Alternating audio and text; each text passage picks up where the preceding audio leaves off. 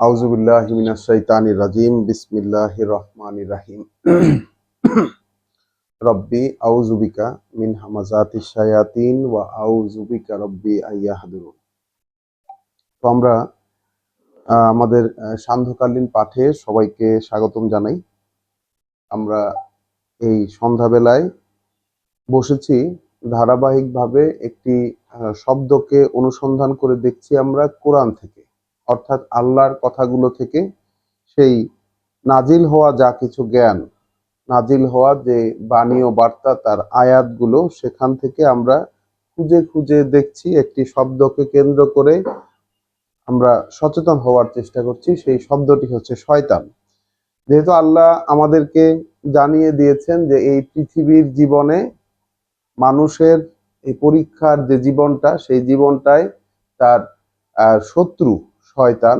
এবং যেহেতু এটি একটি পরীক্ষার জীবন, না এটি এটি মানে এটি উপভোগের জীবন বা জীবন যাপন করার জীবন বা বেঁচে থাকার জীবন, যেরকমই আমরা মনে করি না কেন, আল্লাহ এই জীবনকে পরিচয় করিয়ে দিয়েছেন যে এটি জীবনটি পরীক্ষার জীবন। যে এবং এই জীবনের প্রতিটা মুহূর্তই, এটার উদ্দেশ্যই হচ্ছে মানুষকে ট্রায়াল এন্ড এররের মধ্য দিয়ে নিয়ে যাওয়া। অর্থাৎ যে ট্রায়াল পিরিয়ডে মানুষ প্রমাণ করে দেখাবে আসলে তার জন্য যে অনন্ত জীবন সামনে অপেক্ষা করছে, সেই জীবনের যে ক্ষমতা, যে উদ্দেশ্য নিয়ে তাকে সৃষ্টি করা হয়েছে, অর্থাৎ সৃষ্টিকর্তা প্রতিপালক, তার খেলাফত, তার যে প্রতিনিধি হিসাবে মানুষ, তার সৃষ্টি, এবং সেই প্রতিনিধিত্ব করার জন্য সে আসলে কেপেবল কিনা, সে আসলে যোগ্য কিনা, তারই পরীক্ষা নিরীক্ষার গ্রাউন্ড হচ্ছে এই পৃথিবীর জীবন। এবং যেহেতু সেই পাওনাটা আসলে অনেক বড়, মানে এটা আমাদের কল্পনারও বাইরে, আসলে পাওনাটা আসলে কতটা বেশি হতে পারে, সেহেতু পরীক্ষার মাত্রাটাও সেরকমই। এখন আমরা যেহেতু এই জীবনকে একটি জীবন হিসাবে চিন্তা ভাবনা করি এবং এটা আসলে পরীক্ষার জীবন, এই ভাবনাটি থেকে মোটামুটি সবাই আমরা দূরেই সরে আছি এবং এটাকে কখনো গ্রাহ্যই করি না। হয়তো যখন বিপদ আপদে পড়ি তখন মনে করি যে আমার কিছু পরীক্ষা হচ্ছে, এছাড়া অন্যান্য সময় আমাদের মনেই থাকে না যে আমাদের আসলে প্রতিটা মুহূর্তেই পরীক্ষা হচ্ছে। তো অথচ আমরা কোরআন পড়ে এই বিষয়টি জানতে পারছি যে ক্রমাগত প্রতিটা মুহূর্তে, প্রতি মুহূর্তেই তিনি আমাদেরকে পরীক্ষা করে চলেছেন এবং নানান পজিটিভিটি এবং নেগেটিভিটির মধ্য দিয়ে আমাদেরকে পার করে চলেছেন, যেন এর মধ্যে আমাদের রেসপন্স গুলো কি। আমরা এখানে উনি দেখতে চেয়েছেন যে সর্বোত্তম কাজ কে করতে পারে, মানে তার কথা অনুযায়ী যেই কথাগুলো তিনি কোনো না কোনো ভাবে মানুষকে জানান, তার কথাগুলো কে গ্রহণ করে এবং সে অনুযায়ী নিজেকে গড়ে সেই অনন্ত জীবনে কে প্রবেশ করতে পারে। এটি হচ্ছে এই পরীক্ষার। এই পরীক্ষায় যেন মানুষ কোনোভাবেই কৃতকার্য হতে না পারে, কোনোভাবেই যেন সে কৃতজ্ঞ থাকতে না পারে, সেই জন্য পিছনে লেগেছে মানুষের শয়তান। এবং যে উপাখ্যানটা আমরা দেখি, আমাদের আদি পিতা হযরত আদম আলাইহিস সালাম এর বিরোধিতায় লেগেছিল, বিরোধিতায় বলবো না, তাকে অস্বীকার করেছে, তার প্রতি যে তার যে সুপেরিয়রিটি, সেই সুপেরিয়রিটি মেনে নিতে যিনি যে অস্বীকার করেছিল এবং তার ফলাফল স্বরূপ চ্যালেঞ্জ জানিয়েছে আল্লাহকে যে এই যে জাত, অর্থাৎ ইনসান, অর্থাৎ মানুষ, এই জাতটাকে যে বিশ্ব, এই যে এই বস্তু জগতের প্রতিনিধিত্ব দেওয়া হবে, খেলাফত দেওয়া হবে, এই বিষয়ে তার চ্যালেঞ্জ রয়েছে যে মানুষ আসলে তার সেই পজিশন অ্যাচিভ করতে পারবে না। তো সেই জন্য আমরা শয়তান শব্দটিকে কেন্দ্র করে সেই আল্লাহরই যে কথাগুলো তিনি মোহাম্মদ রাসূলুল্লাহর মাধ্যমে আমাদের জন্য রিভিল করে দিয়ে গেছেন, সেই প্রকাশ করে দিয়ে গেছেন, সেই কথাগুলো থেকেই আমরা শয়তানের পরিচয় সম্পর্কে সচেতন হবার এটি ক্ষুদ্র প্রচেষ্টা করছি। আমরা আল্লাহর কাছে আশা করি তিনি আমাদের এই প্রচেষ্টাটিকে গ্রহণ করবেন এবং আমাদেরকে সচেতন করে তুলবেন। কারণ আমাদের অভিভাবক হিসাবে আমরা আল্লাহকে গ্রহণ করেছি। তো গত দিন আমরা পড়েছিলাম সূরা ইউসুফের একদম শুরুর দিকে, এবং সেখানে দেখেছিলাম ইউসুফ আলাইহিস সালামের পিতা তিনি বলেছেন তার পুত্রদের সম্পর্কে যে ইউসুফ যেন তার স্বপ্নের ব্যাপারে তার ভাইদেরকে না বলে, কারণ তাহলে তারা একটি আহ, মানে একটি প্ল্যান, একটি তার প্রতি কুমতলব আঁটবে, তারা তার ক্ষতি সাধনের চেষ্টা করবে। এবং কারণ হিসাবে বলেছেন যে শয়তান হচ্ছে ইনসানের দৃশ্যমান শত্রু, অর্থাৎ শয়তান সবসময় চাই মানুষে মানুষে বা আপনজনে আপনজনে শত্রুতা কিভাবে তৈরি করা যায় সে সুযোগ সবসময় খোঁজে। আজকে আমরা সেই ইউসুফ আলাইহিস সালামেরই উপাখ্যান পড়ব আরেকটি জায়গা থেকে। মানে যে সূরা ইউসুফ কোরআন মজিদের 12 নম্বর সূরা, এবং এই সূরায় আমরা আজকে পড়ব সেই 36 নম্বর আয়াত থেকে।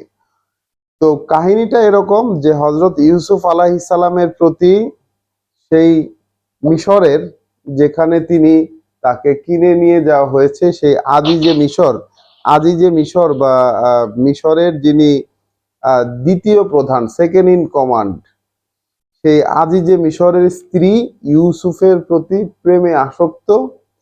এবং এটি নিয়ে শহরে যখন মহিলাদের মধ্যে জানাজানি হয়ে গেছে, তখন একটি অনুষ্ঠানের আয়োজন করেছেন সেই আজিজের স্ত্রী, এবং তার মাধ্যমে দেখা গেল সকল মহিলারাই এখন ইউসুফের প্রতি আকৃষ্ট হয়েছে।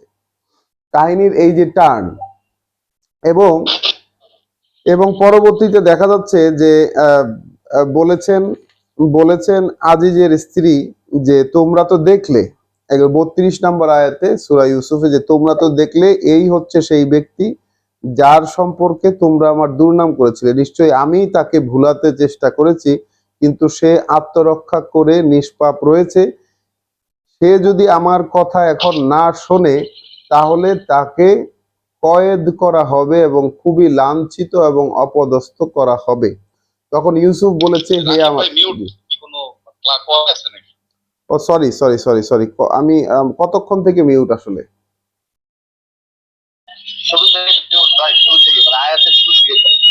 ও আয়াতের শুরু থেকে মিউট হয়ে গেছে, না চাপ চাপ লেগে মিউট হয়ে গেছে মনে হয়। আমি পড়ছি যে 32 নম্বর আয়াত থেকে একটি উপাখ্যান বলার চেষ্টা করছি সূরা ইউসুফের, যে ইউসুফের প্রতি আজিজের স্ত্রী আসক্ত হয়ে গেছে, এবং যখন এই বিষয়টি শহরে জানাজানি হয়ে গেছে, যখন এই বিষয়টি সেই মিশরের সকল সম্ভ্রান্ত মহিলাদের মধ্যে জানাজানি হয়ে গেছে, তখন আজিজের স্ত্রী সকল সম্ভ্রান্ত মহিলাকে দাওয়াত দিয়ে একটি অনুষ্ঠানের আয়োজন করেছেন, এবং সেখানে তারা ইউসুফকে দেখে মন্তব্য করেছে যে এ তো এক ফেরেশতা, পবিত্র ফেরেশতা, এবং সবাই অভিভূত হয়ে নিজেদের হাত কেটে ফেলেছে ফল কাটতে গিয়ে। তখন আজিজের স্ত্রী 32 নম্বর আয়াতে মন্তব্য করেছেন যে তোমরা তো দেখলে এই হচ্ছে সেই ব্যক্তি যার সম্পর্কে তোমরা আমার দুর্নাম করছিলে, নিশ্চয়ই আমি তাকে ভুলাতে চেষ্টা করেছি, কিন্তু সেই ব্যক্তিটি আত্মরক্ষা করে নিষ্পাপ রয়েছে। এখন সে যদি আমার কথা না শোনে তাহলে অবশ্যই তাকে কয়েদ করা হবে এবং খুব লাঞ্ছিত এবং অপদস্থ করা হবে। তখন ইউসুফ বলেছিল, হে আমার প্রভু, ওরা আমার কাছ থেকে যা পেতে চায় তার তুলনায় বন্দী হওয়াটাকে আমি বেশি পছন্দ করি, এবং তুমি ওদের অপকৌশলগুলো যদি আমার কাছ থেকে দূরে সরিয়ে না দাও তাহলে আমি ওদের ষড়যন্ত্রে জড়িয়ে পড়ব এবং জাহেলদের মধ্যে গণ্য হয়ে যাব। এখন জাহেল কারা এখানে বুঝতে হবে। জাহেল হচ্ছে যারা স্রোতে গা ভাসিয়ে চলে, প্রচলনে প্রচলিত, অর্থাৎ প্রচলনে প্রচলিত একটা লোক হলে এইরকম ক্ষমতাসীন মহিলা যদি তার প্রতি আকৃষ্ট হয়, সেও স্বাভাবিকভাবেই হয়তো স্রোতে গা ভাসিয়ে দিত। সেটাই ব্যক্ত করছেন, যে আল্লাহর কাছে ব্যক্ত করছেন যে যদি তাকে তিনি না বাঁচান, যদি তিনি এখান থেকে না সরিয়ে রাখেন তাদের এই ষড়যন্ত্র থেকে, তাহলে সে এই ষড়যন্ত্রের শিকার হয়ে জাহেলদের মধ্যে গণ্য হয়ে যাবে। হযরত ইউসুফ আলাইহিস সালাম, তার প্রভু তার প্রার্থনা কবুল করলেন এবং এই মহিলাদের কূটকৌশল থেকে তাকে দূরে সরিয়ে নিলেন। নিঃসন্দেহে তিনি সকলের কথা শোনেন এবং জানেন সব। তো 34 নম্বর আয়াতে এই আল্লাহ বললেন যে ইউসুফকে তাহলে আলটিমেটলি জেলখানায় যেতে হলো। আমরা পড়ব 36 নম্বর আয়াত থেকে সূরা ইউসুফ। পরম করুণাময় দয়ালু আল্লাহর নামে শুরু করছি। ওয়া দাখালা মাহু সিজনা ফাতায়ান। তো আর ঢুকলো ইউসুফের সাথে সেই জেলখানায় দুজন ভৃত্য, অর্থাৎ দুইজন ভৃত্য, তারাও কয়েদি হয়ে জেলখানায় প্রবেশ করেছে ইউসুফের সাথে। কলা আহাদুহুমা, বলছে তাদের দুজনের একজন, ইন্নি আরানি আসিরু খমরান, আমাকে দেখানো হয়েছে, অর্থাৎ আমি স্বপ্নে দেখেছি যে আমি মদ নিংড়াচ্ছি, মদ প্রস্তুত করছি, অর্থাৎ ফলের রস দিয়ে মদ প্রস্তুত করছি বা মদ বের করছি। ওয়া কলাল আখারু, এবং বলল অন্যজন, ইন্নি আরানি আহমিলু ফাউকা রাআসি খুবরান, আমি দেখলাম, সে আরেকজন বলছে যে আমি দেখলাম বা আমাকে দেখানো হয়েছে যে আমি আমার মাথার উপরে বহন করছি রুটি, তাআকুলু তৈরু মিনহু, এবং পাখিতে তা থেকে খেয়ে যাচ্ছে। তাহলে একজন দেখলো যে সে মদ প্রস্তুত করছে, ফলের রস নিংড়াচ্ছে, মদ প্রস্তুত করছে, এবং আরেকজন দেখলো যে সে মাথায় করে রুটি পরিবহন করছে এবং পাখি তা থেকে খাচ্ছে। তারা বলছে হযরত ইউসুফ আলাইহিস সালামকে, নাব্বেনা বিতাউইলিহি, আমাদেরকে এখন বলে দেন এর গুড়ো রহস্যটা কি বা এর মানেটা কি। ইন্না নারাকা মিনাল মুহসিনিন, আমরা দেখতে পাচ্ছি আপনাকে যে আপনি পুণ্যবান ব্যক্তি, অর্থাৎ একজন সৎ ব্যক্তি, একজন পুণ্যবান ব্যক্তি হিসাবে আপনাকে আমরা দেখতে পাচ্ছি। তাহলে ইউসুফ আলাইহিস সালাম তার অ্যাপিয়ারেন্সটাই এমন ছিল যে যে কেউ তাকে দেখলে বুঝতে পারতো এই ব্যক্তি এক বিশেষ ব্যক্তি। কলা, ইউসুফ বললেন, লা ইয়াতি কুমা তাআমুন, আসবে না তোমাদের কাছে খাবার, তুরজাকানিহি, যা তোমাদেরকে বরাদ্দ হিসাবে দেওয়া হচ্ছে, ইল্লা, শুধুমাত্র, নাব্বাআতুকুমা বিতাউইলিহি ক্বাবলা আইয়াতিয়াকুম, শুধুমাত্র বলে দেব তোমাদের দুজনকে সেই তোমাদের স্বপ্নের যে আসল মানে তোমাদের খাবার এসে পৌঁছানোর আগেই, অর্থাৎ তোমাদের কাছে তোমাদের যে বরাদ্দকৃত খাবার সেই খাবার এসে পৌঁছানোর আগেই তোমাদের স্বপ্নের যে রহস্য সেই রহস্য আমি তোমাদেরকে বলে দেব। যালিকুমা মিম্মা আল্লামানে রব্বি, এই যা কিছু বলবো তোমাদের দুজনকে সেটা তা থেকে যেটা আমার প্রভু আমাকে শিখিয়েছেন। অর্থাৎ এই যে তার যে ক্ষমতা, যে স্বপ্নকে তিনি ডিকোড করতে পারতেন, স্বপ্নকে তিনি ভেঙে বলতে পারতেন যে এটা দ্বারা আসলে কি বোঝানো হয়েছে, তিনি বলছেন এটা সেখান থেকে তিনি বলবেন যা তাকে তার প্রভু শিখিয়েছেন। আর আমরা প্রচলনে কি দেখি যে আমরা যা শিখেছি বা আমি যা শিখেছি, আমি যা পেরেছি সেখান থেকে তোমাদেরকে শেখাবো। তিনি বলছেন এটা তার প্রভু যা কিছু তাকে শিখিয়েছেন সেখান থেকেই তিনি বলবেন। সূরা বাকারাতে আমরা দেখে এসেছি যে যখন দুজন মানুষ ঋণের চুক্তি করবে, ঋণ গ্রহীতা এবং ঋণ দাতা, তখন অপর আরেকজন লেখক সেই চুক্তিটাকে লিখবে এই কারণে যে আল্লাহ লিখতে শিখিয়েছেন। তো এই থিমটা বা এই চেতনাটা আসলে আমাদের সমাজ থেকে কিঞ্চিত উধাও হয়ে গেছে, যে যা কিছুই হয় আমাদের, যে যোগ্যতায় আমরা উপার্জন করি না কেন, এই বিষয়গুলো আসলে আল্লাহ আমাদেরকে দেন।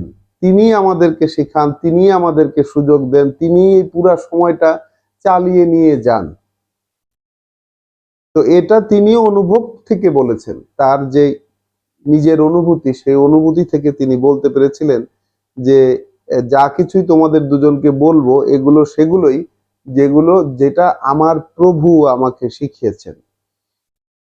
তো এখন তিনি বলছেন ইন্নি তারাকতু মিল্লাতা কওমিন, আমি ত্যাগ করেছি জীবন আচরণ সেই গোষ্ঠীর।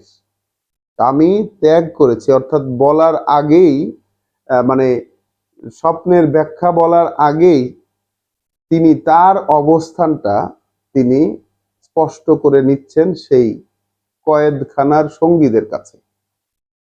এটি একটি চমৎকার অ্যাপ্রোচ। আমরা এই সূরাটা পড়ে এর আগে জেনেছি যে এই কয়েদখানাই হচ্ছে হযরত ইউসুফের রিসালাতের শুরু, অর্থাৎ এখান থেকেই তিনি, অর্থাৎ এই যে ঘটনাটা, এই যে বর্ণনাটা তিনি এখন দেবেন, এর মাধ্যমেই তিনি মূলত তার রিসালাতের ট্রেনিং এবং শুরুটা এখান থেকে হয়েছে। তাহলে তিনি বলছেন যে ইন্নি তারাকতু মিল্লাতা কওমিন, আমি ছেড়ে দিয়েছি সেই আমি ছেড়ে দিয়েছি জীবন আচরণ সেই গোষ্ঠীর, লা ইউমিনুনা বিল্লাহ, যারা বিশ্বাস রাখে না আল্লাহর প্রতি, অর্থাৎ যারা আল্লাহর প্রতি বিশ্বাস রাখে না। একজনই যে মান্য, এই জীবনে মান্য যে আসলে একজন, এই ব্যাপারটাকে যারা বিশ্বাস রাখে না তাদের জীবন আচরণ আমি পরিত্যাগ করেছি। ওয়াহুম বিল আখিরাতে হুম কাফিরুন, এবং সাথে সাথে এটাও বললেন যে যারাই ওই একজন মান্য আল্লাহকে যারা বিশ্বাস করে না, তারা তারা আখিরাতের বিষয়ে অস্বীকারী, অর্থাৎ তারা পরকাল যে আছে এই বিষয়টাও তারা স্বীকার করতে চায় না, ওটাকেও অগ্রাহ্য করে। ওয়াত্তাবাতু, এবং অনুসরণ করছি মিল্লাতা আবাই, আমার জীবন আচরণ বা ধর্ম বা যেটাই বলি না কেন যে জীবন আদর্শ, তাহলে অনুসরণ করছি জীবন আদর্শ আমার পিতামহ ইব্রাহিমা ওয়া ইসহাকা ওয়া ইয়াকুবা, আমি অনুসরণ করে চলছি জীবন আদর্শ আমার পিতামহ ইব্রাহিম, ইসহাক এবং ইয়াকুবের। মা কানা লানা, এটা এখন আর সম্ভব না, আদৌ এটা সম্ভব না আমাদের জন্য, আন নুশরিকা বিল্লাহ, যে আমরা অংশী সাব্যস্ত করব আল্লাহর সাথে, মিন শাইইন, কোনো একটা ক্ষেত্রে। তাহলে এইটা এখন আর সম্ভব না আমাদের ক্ষেত্রে যে আমরা অংশী সাব্যস্ত করব আল্লাহর সাথে কোনো ক্ষেত্রে। যালিকা মিন ফাদলিল্লাহ, এইটা আল্লাহর পক্ষ থেকে একটা বিশেষ অনুগ্রহ। তাহলে তিনি এইটা তিনি বললেন, এবং এইটা যে তিনি মেনে চলেন, এইটা যে তিনি অনুসরণ করেন তার পিতামহ, তার পিতৃপুরুষ ইব্রাহিম, ইসহাক এবং ইয়াকুব, তাদের এই যে পথ, জীবন চলার পথ যে তিনি অনুসরণ করেন, এবং সেই পথটা হচ্ছে আল্লাহর সাথে কোনো কিছুতেই অংশী সাব্যস্ত না করা। এবং বলছেন যালিকা মিন ফাদলিল্লাহ, এটা আল্লাহর এক বিশেষ অনুগ্রহ, আলাইনা আমাদের উপর, ওয়া আলান নাস, এবং এই অনুগ্রহ আছে মানুষের উপরও, ওয়ালাকিন্না আকসারান নাসে লা ইয়াশকুরুন,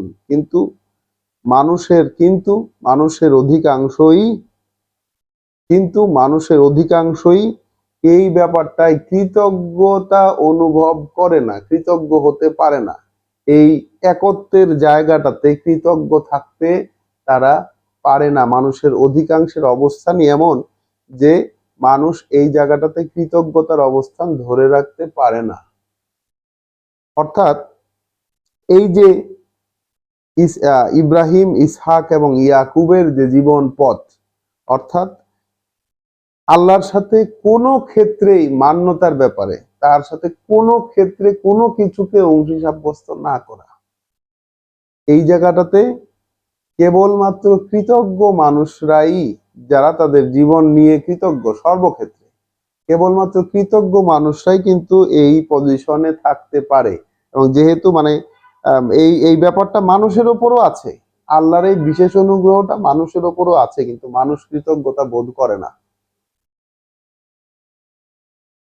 অর্থাৎ এই সুযোগ, এই পথটা নেওয়ার সুযোগ আসলে প্রত্যেকটা মানুষেরই আছে, কিন্তু মানুষ এই কৃতজ্ঞতার জায়গায় সে থাকতে পারে না। এটি কিন্তু আহ ইউসুফ আলাইহিস সালাম বলছেন সেই কয়েদিদের উদ্দেশ্যে, ইয়া সাহিবাস সিজনে, ওহে সঙ্গী আমার কয়েদখানার, মানে জেলখানার ওহে সঙ্গীরা, আর বাবুন, আর বাবুন মুতাফাররিকুনা খায়রুন, আচ্ছা রব, আচ্ছা রব বহু সংখ্যক, এটাই কি ভালো? সৃষ্টিকর্তা প্রতিপালক বা পালনকর্তা, বহু সংখ্যক পালনকর্তা, এটাই কি ভালো? আম আল্লাহ, নাকি একজন মান্য আল্লাহ ভালো? লাউ আল আল ওয়াহিদুল কাহ্হার, যিনি, নাকি সেই আল্লাহ ভালো যিনি আল ওয়াহিদুল কাহ্হার, যিনি হচ্ছেন একক এবং সর্বজয়ী, একজনই, একজন সত্তা সর্বজয়ী, তিনি ভালো? না বহু সংখ্যক যে মান্য, বহু সংখ্যক যে প্রতিপালক, তিনি ভালো, তারা ভালো? কোনটা ভালো? ওহে, ওহে কয়েদখানার সঙ্গীরা, কোনটা ভালো? মা তাবুদুনা মিন দুনিহি ইল্লা আসমাআন, এই যে তোমরা তাকে বাদ দিয়ে যে সবের গোলামি করছো, যে সবের আদেশ মেনে তোমরা জীবন যাপন করছো, তাকে বাদ দিয়ে যে সবের আদেশ মেনে তোমরা জীবন যাপন করছো, কিছুই তো নয় সেগুলো, আসমা আন, সামান্য কিছু সংখ্যক নাম, ওগুলো আসলে কিছু সংখ্যক নাম, সাম্মাই তুমু হা আন্তুম ওয়া আবা উকুম, নাম রেখেছো তোমরাই সেগুলোর, তোমরা এবং তোমাদের বাপদাদারা, মা নাজ্জালাল্লাহু বিহা মিন সুলতান, এসব ব্যাপারে, এসব ব্যাপারে অর্থাৎ তাদের আদেশ মেনে জীবন পরিচালনার ব্যাপারে আল্লাহ কোনো কর্তৃপক্ষীয় আদেশ নাজিল করেননি, কোনো প্রমাণ, কোনো আহ, যেটা বলে যে সনদ, কোনো সনদ নাজিল করেননি, আল্লাহ কোনো সনদ প্রকাশ করেননি। অর্থাৎ সকল সময়ে সমাজে একটা প্রতিষ্ঠিত ধর্ম থাকে, সকল সমাজে একটা প্রতিষ্ঠিত ধর্ম থাকে, আর নবী রাসূলেরা কিন্তু সেই ধর্মকে ভেঙে শুধুমাত্র আল্লাহর কথা বলার জন্য আসেন, এবং সেই ধর্মের বৈশিষ্ট্যই থাকে যে সেই ধর্মে মান্য থাকে অনেক, মানে নাম হয়তো একজনের থাকে, একজন সুপিরিয়র অথরিটি আল্লাহ, এটা আমরা দেখেছি যে বহু জায়গাতেই এরকম, আল্লাহকে সবাই চিনে, ফেরেশতাদেরকে চিনে, কিন্তু মানে হচ্ছে সর্দারদেরকে। তো এটা কিন্তু আমরা দেখেছি, এই প্রচলনটা সব জায়গাতেই থাকে। আমাদেরও কিন্তু ধর্ম আছে, বিভিন্ন ধর্ম, এখন সমাজে ধর্মের তো অভাব নাই। আহ, দেখা যায় যে সব ধর্মেই একজন সুপিরিয়র অথরিটি আছে, একজন মান্য আছে, কিন্তু যে আইন কানুন, যে রীতিনীতি গুলা, এগুলো সব মানুষের তৈরি। তো সেই জিনিসটাই যেন বহু আগে হজরত ইউসুফ আলাইহিস সালামের সময় তিনি এই কথাগুলো বলছেন, এবং একই কথা সকল নবী রাসূলেরাই বলে গেছেন তাদের গোষ্ঠীর লোকদের কাছে। জোহে, এখানে বলছেন যে তোমরা এই যে গোলামি করছো তাকে ছেড়ে, যেসবের, সেগুলো আর কিছুই নয়, কিছু নাম, তোমরা এগুলোর নামকরণ করেছো, তোমরা এবং তোমাদের বাপ দাদারা, এবং এসব ব্যাপারে আল্লাহ কোন সুলতান অর্থাৎ কোন ধরনের প্রমাণ, কোন ধরনের কর্তৃপক্ষীয় আদেশ নাজিল করেননি। ইনিল হুকমু ইল্লা লিল্লাহ, এই কথাটা খুব ইম্পর্টেন্ট। বলছে যে হুকুম যা কিছু, পরিচালনার আদেশ, জীবন পরিচালনার আদেশ যেগুলো, সেগুলো তো আল্লাহর ছাড়া আর কারো নয়। জীবন পরিচালনা, হুকুম, হুকুম যা কিছু সেগুলো তো আল্লাহ ছাড়া আর কারো নয়। তাহলে এখন আমরা একটু একটু এই জায়গায় থেমে একটু ভেবে দেখব, যদিও আমরা শয়তানকেই উদ্দেশ্য করে পড়ছি, কিন্তু এই জায়গায় আমরা একটু ভেবে দেখব যে আমরা আমাদের ব্যক্তিগত জীবন যে পরিচালনা করি বা যেসব হুকুম মানি, তার মধ্যে কয়টা আল্লাহর? জীবন পরিচালনার ক্ষেত্রে যেসব হুকুম মানি সেখানে কয়টা আল্লাহর আর কয়টা অন্যের? আমরা তো ঘোষণা দেই যে আল্লাহ তোমার গোলামি করব, ইয়াকা নাবুদু ওয়া ইয়াকা নাস্তাইন, কেবলমাত্র আপনার গোলামি করব, আপনার আদেশ মেনে জীবন চলবো এবং আপনার কাছেই সব সাহায্য চাইব।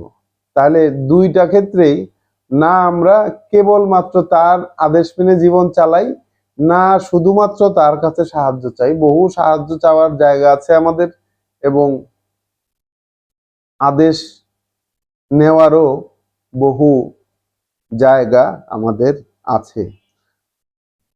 আর সকল রাসূল তাদের একই পজিশন,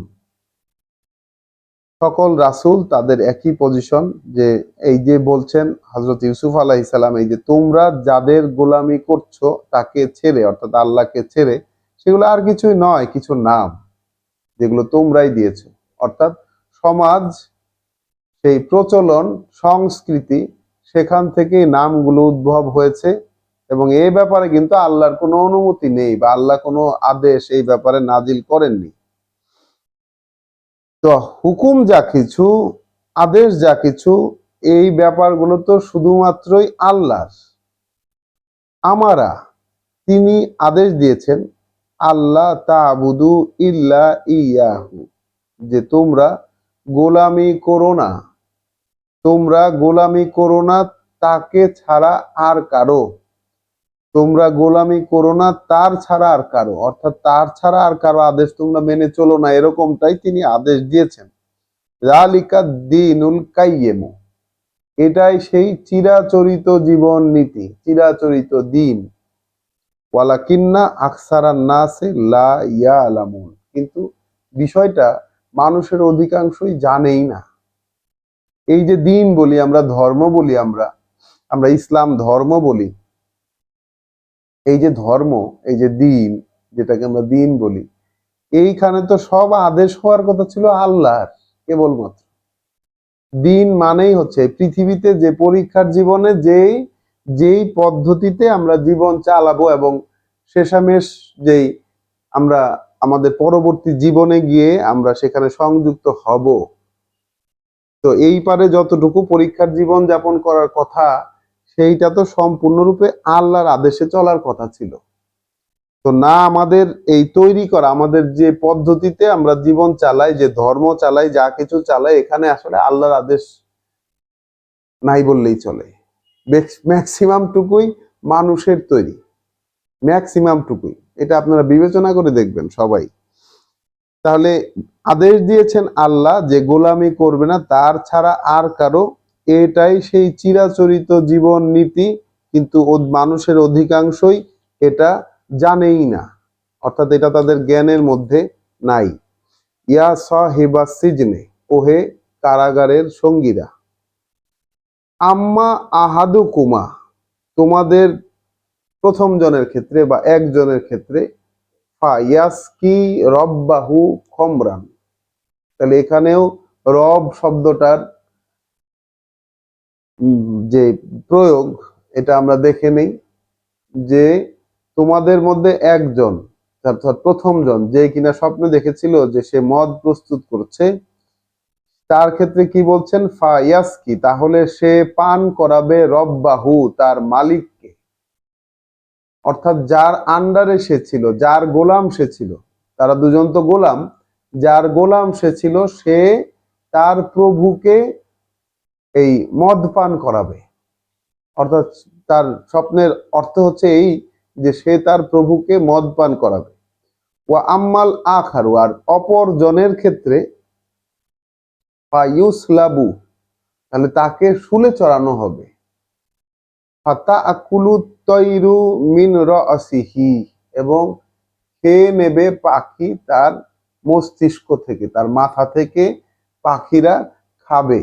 এই হচ্ছে তার স্বপ্নের অর্থ। কুদিয়াল আমরু, তাহলে বিষয়টা ফয়সালা হয়ে গেছে বা বিষয়টা চূড়ান্ত হয়ে গেছে, রায় হয়ে গেছে চূড়ান্ত।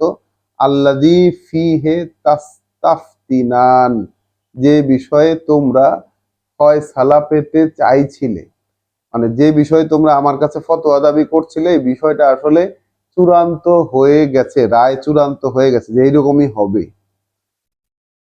তাহলে তিনি রায় বলার আগে, তিনি সেই স্বপ্নের ব্যাখ্যা বলার আগে তার যে পজিশন, অর্থাৎ তিনি আসলে কোন পদ্ধতি অনুসরণ করে চলছেন তার জীবনের ক্ষেত্রে, সেইটা আগে বলে নিলেন।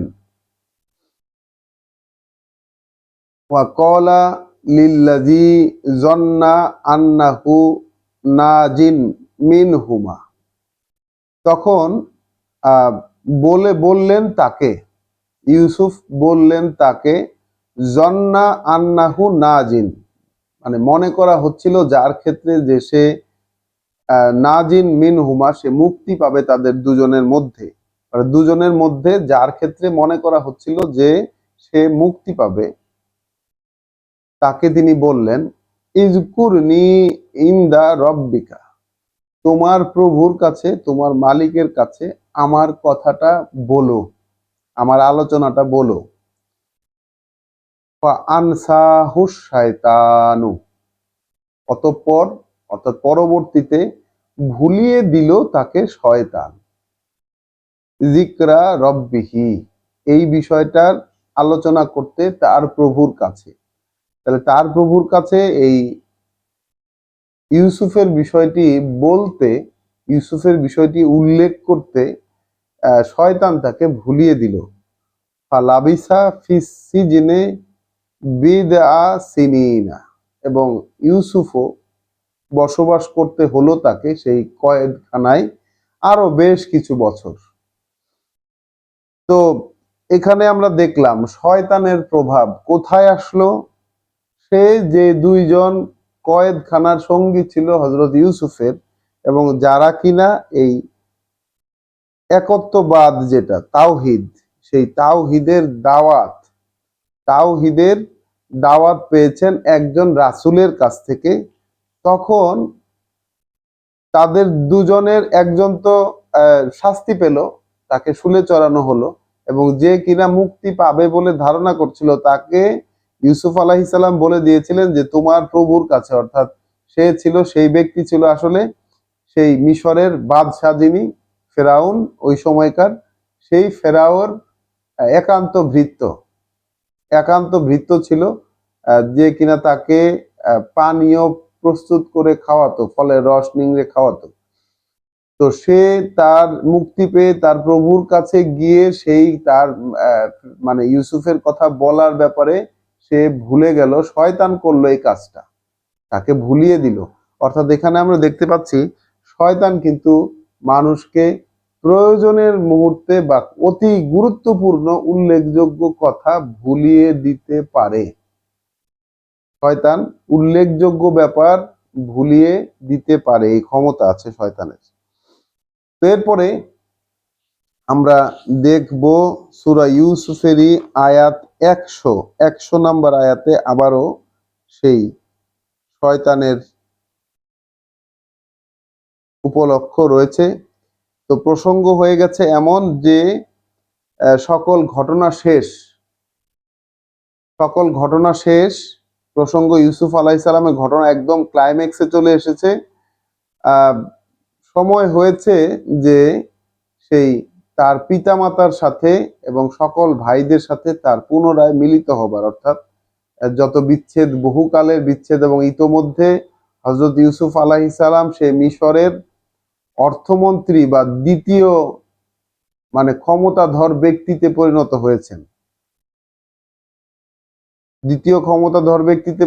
হয়েছেন, ওদিকে ইউসুফ আলাইহিস সালামের শোকে, এবং তার ভাই যাকে আবার যে এসেছিল ইউসুফ আলাইহিস সালামের কাছে এবং একটা কৌশলে ইউসুফ আলাইহিস সালাম তাকে রেখে দিয়েছিলেন, এই দুজনের শোকে বাবা হযরত ইয়াকুব আলাইহিস সালাম তিনি অন্ধ হয়ে গেছেন কাঁদতে কাঁদতে। তো এই যখন অবস্থা, মানে তখন আবার ভাইদেরকে অবশেষে ভাইদের কাছে তিনি পরিচয় রিভিল করলেন এবং তাদেরকে ফেরত পাঠিয়েছেন বাবা মাকে নিয়ে আসার জন্য। সেখান থেকে অর্থাৎ হজরত সূরা ইউসুফের 94 আয়াত থেকে আমি পড়া শুরু করছি। ওয়ালাম্মা ফাসালাতিল ইরু, আপনারা একটু দেখে নেবেন টেক্সট থেকে, কোরআন থেকে আপনারা একটু দেখে নেবেন 94 আয়াত সূরা ইউসুফ। ওয়ালাম্মা ফাসালাতিল ইরু, এবং যখন সেই মিশর থেকে যখন সেই কাফেলা রওনা হলো, কলা আবুহুম, মানে মিশর থেকে কাফেলা রওনা হয়েছে বহু দূরে ইউসুফ আলাইহিস সালামের পিতা যেখানে হযরত ইয়াকুব আলাইহিস সালাম রয়েছেন তার কাছে যাওয়ার জন্য। তখন বলে উঠলো তাদের পিতা অর্থাৎ হযরত ইয়াকুব আলাইহিস সালাম বলে উঠলেন,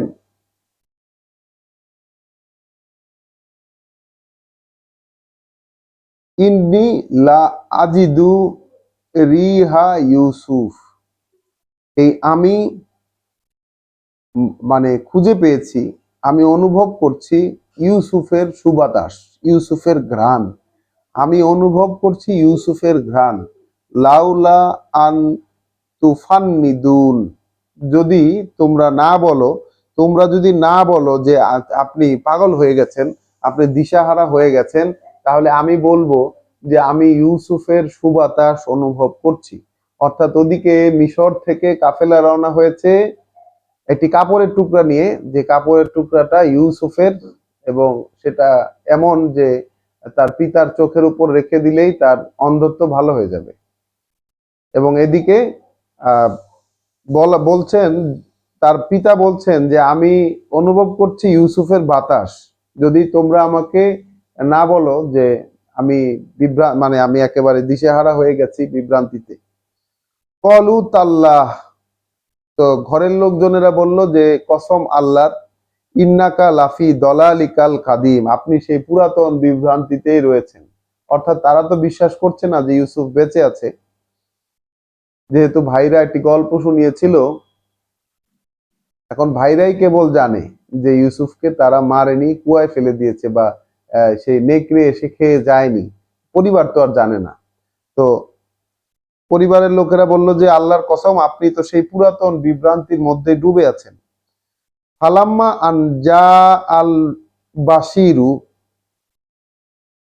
এরপর যখন এসে পৌঁছালো সেই সুসংবাদ, আলকাহু আলা ওয়াজহিহি, এবং কাপড়টি রাখা হলো তার মুখমণ্ডলের উপরে, ফারতাদ্দা বাসিরান, সাথে সাথে ফিরে এলো তার দৃষ্টি। এটি খুবই চমৎকার, এটি অলৌকিক ব্যাপার। কলা আলাম আকুল্লাকুম, তখন সেই পিতা হযরত ইয়াকুব আলাইহিস সালাম তিনি বলে উঠলেন যে আমি কি তোমাদেরকে বলিনি, ইন্নী আলামু মিনাল্লাহ, আমি জানি আল্লাহর পক্ষ থেকে, মা লা তা'লামুন, যা তোমরা জানতে না। আমি এমন কিছু জানতাম আল্লাহর কাছ থেকে যা তোমরা জানতে না। কলু ইয়া আবানা, তো ছেলেরা বলে উঠলো, ওহে বাবা, বাবা, ইস্তাগফির লানা যুনুবানা, ক্ষমা প্রার্থনা করুন আমাদের জন্য আমাদের সীমা লঙ্ঘন সমূহের, ইন্না কুন্না খাতিইন, আসলে আমরাই ছিলাম দোষী, আসলে আমরাই ছিলাম অপরাধী। কলা, তো পিতা বললেন, হযরত ইয়াকুব আলাইহিস সালাম বললেন, সাউফা আস্তাগফারু লাকুম রব্বি, হ্যাঁ আমি অবশ্যই ক্ষমা চাবো তোমাদের জন্য আমার প্রভুর কাছে, ইন্নাহু হুয়া আল গাফুরুর রাহিম, নিঃসন্দেহে তিনি তো ক্ষমাশীল, দয়াময়। ফালাম্মা দাখালু আলা ইউসুফ, এরপর যখন তারা ঢুকলো, তারা যখন প্রবেশ করলো ইউসুফের সামনে, আওয়া ইলাইহে আবাওয়াইহে, তখন বসালো তার কাছে নিয়ে গিয়ে তার পিতামাতাকে, অর্থাৎ ইউসুফ আলাইহিস সালাম তার পিতামাতাকে তার কাছে নিয়ে বসালেন। ইউসুফ আলাইহিস সালাম তার পিতামাতাকে তার কাছে নিয়ে বসালেন।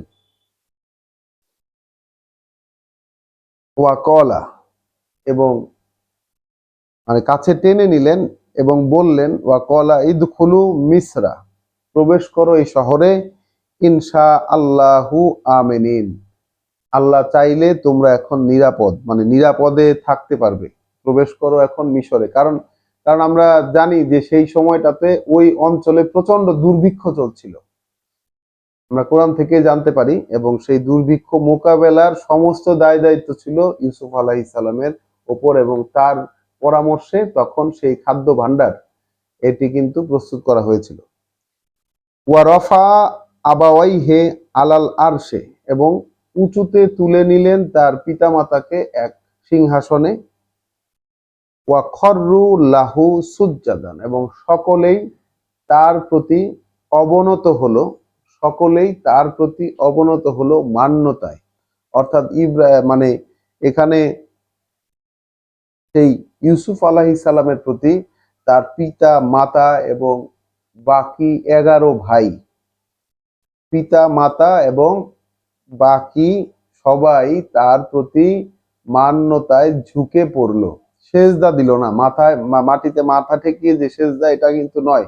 সেজদা মানে আসলে সেটা নয়, সেজদা মানে ওইটাই যেটা মান্যতায় নিজেকে অবনত করা, মান্যতা প্রদর্শন করা বা বশ্যতা স্বীকার করা, এটি মূলত সেজদার আসল অর্থ।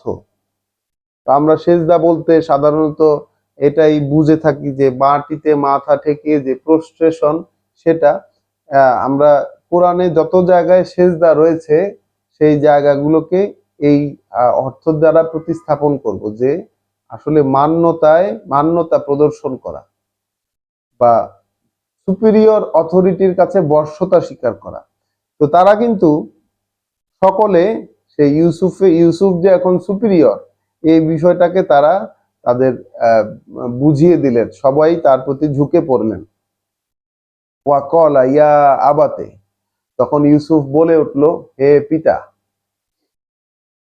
ইউসুফ বলে উঠলো, হে বাবা, হাজা তাউইলু রুইয়া, এই হচ্ছে আমার সেই স্বপ্নের বাস্তবতা, এই হচ্ছে আমার সেই স্বপ্নের বাস্তবতা, মিন কাবলু, যা বলেছিলাম আগে। কদ জালানা রব্বি হাক্কান, এটা নিশ্চিত যে সেই স্বপ্নকে, কদ জালাহা, সেই স্বপ্নটিকে বানিয়ে দিয়েছেন আমার প্রভু এক বাস্তবতায়, আর সেই স্বপ্নটাকে আমার প্রভু বাস্তবে পরিণত করেছেন। ওয়াকদ আহসানা বি, এবং এটাও নিশ্চিত যে তিনি আমার প্রতি মানে সর্বোত্তম যেটা করার সেটাই করেছেন। ইজ আখরাজানি মিনাস সিজনে, যখন তিনি আমাকে বের করে এনেছিলেন ওই কয়েদখানা থেকে। ওয়াজা আ বিকুম মিনাল বাদউই মিন বাদি, এবং সেই মরুভূমি থেকে যখন তোমাদেরকে এনেছেন, মিন বাদি তার পরবর্তীতে, আন নাজাগা শায়তানু বাইনি ওয়া বাইনা ইখওয়াতি, যখন শয়তান একটা বক্রতার সৃষ্টি করেছিল, একটা ঝামেলার সৃষ্টি করেছিল আমার এবং আমার ভাইদের মাঝে। তো এই আসলো শয়তান শব্দটা, শয়তান তার এবং তার ভাইদের মাঝে যে বক্রতা, যে ঝামেলার সৃষ্টি করেছিল, তারপরে এই পিতা মাতাকে এনে আবার তার সাথে মিলিত করেছেন। এই কৃতজ্ঞতা আল্লাহর প্রতি তিনি স্বীকার করছেন যে তিনি আমার প্রতি সর্বোত্তমটাই করেছেন, সবচেয়ে ভালোটাই করেছেন। তাহলে আমরা আমাদের জীবনে কে কে স্বীকার করি বা কে কে বুঝি এই জিনিসটা, যে তিনি আমাদের এই জীবনে যতটুকু যেখান থেকে যে পদ্ধতিতে যেখানে এনেছেন, সেটা তিনি আসলে আমাদের সাথে সবচেয়ে ভালোটাই করেছেন। আমরা তো আমাদের জীবন নিয়ে আমাদের হাহাকারের কমতি নাই, অথচ ইউসুফ আলাইহিস সালামের জীবনটা দেখেন, ভাইদের দ্বারা নিগৃহীত হয়েছে, তাকে মেরে ফেলতে চেয়েছিল, তাকে শিশু অবস্থায় কুয়ায় ফেলে গেছে, তিনি গোলামের মতো একজনের ঘরে জীবনযাপন করেছেন, সেখান থেকে ষড়যন্ত্রের শিকার হয়ে জেল খেটেছেন। জেলখানা তো জেলখানায়, সেটা তো কোনো সুখের জায়গা নয়। সেখান থেকে তিনি আবার বের হয়েছেন এবং পরবর্তীতে রাজ্যের মন্ত্রী হয়েছেন এবং সবচেয়ে ক্ষমতাধর ব্যক্তিতে পরিণত হয়েছেন। তো ব্যাপারটা আমরা একটু বিবেচনা করে দেখি, শুধুমাত্র লাস্টের অংশটুকু দেখেই তো হবে না। তার জীবনে যে পরিমাণ স্ট্রাগল, এই পরিমাণ স্ট্রাগল যদি আমাদের উপর দিয়ে যেত, তাহলে কি আমরা এই কথাটি বলতে পারতাম যে আমার প্রভু আমার সাথে সবচেয়ে ভালো যেটা সেটাই করেছেন?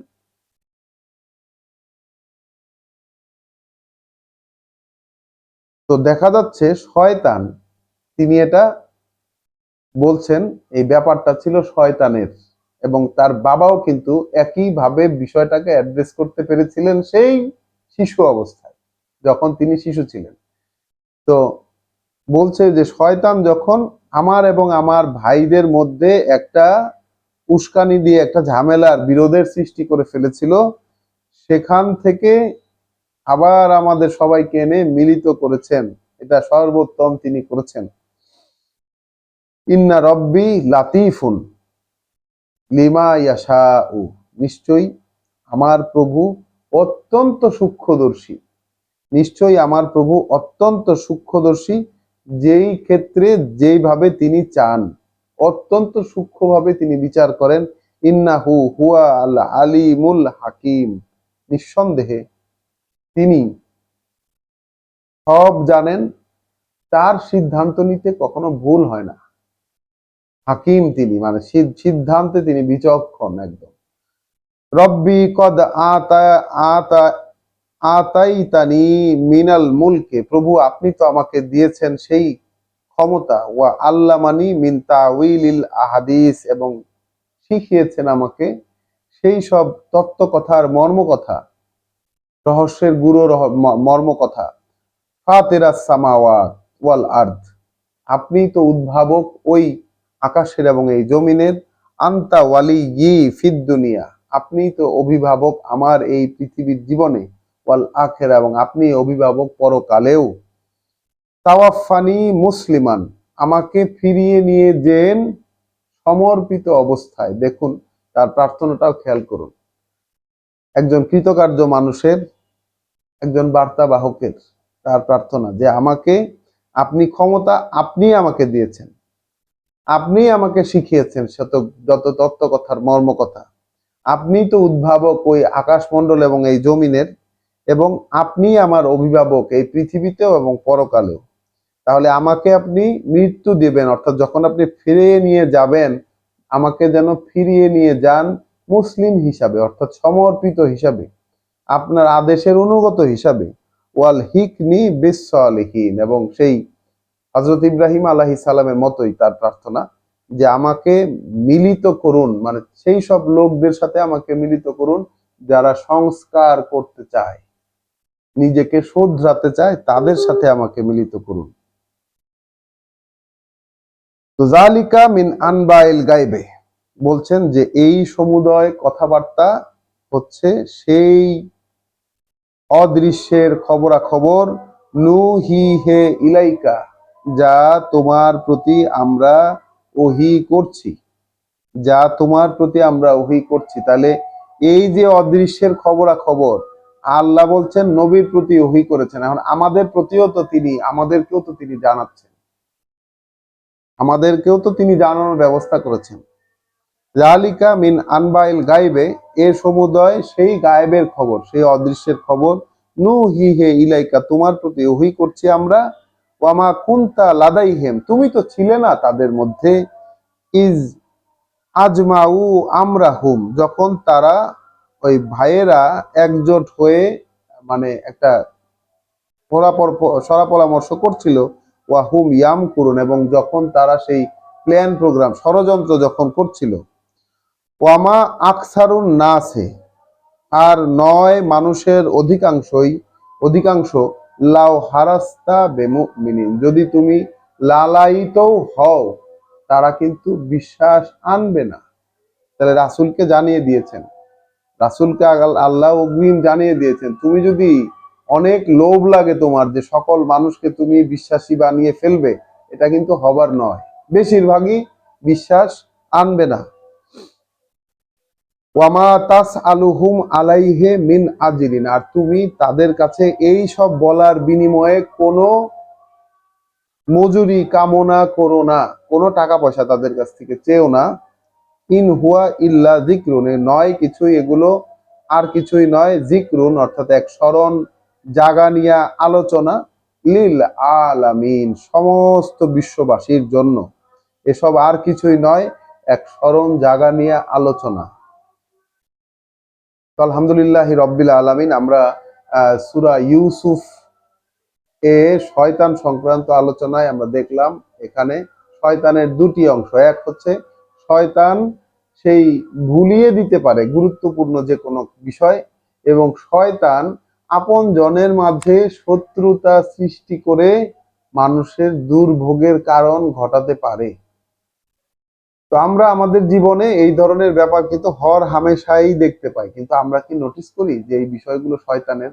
আমরা কি এই বিষয়গুলো নিয়ে আলোচনা করি? যেহেতু আল্লাহ বলেছেন এই টপিকগুলো সব নিজেদের মধ্যে পারস্পরিক ভাবে আলোচনা করে এইগুলো স্মরণ জাগিয়ে সচেতন হওয়ার মতো একটি বিষয়। তা আমরা কি এই বিষয়গুলোকে আলোচনা করে সচেতন হই? এই প্রচলন কি আমাদের মধ্যে আছে? যদি না থেকে থাকে তাহলে আমরা এই বিষয়গুলো নিয়ে কিন্তু চেষ্টা করব। তো ধন্যবাদ সবাইকে আজকের মতো।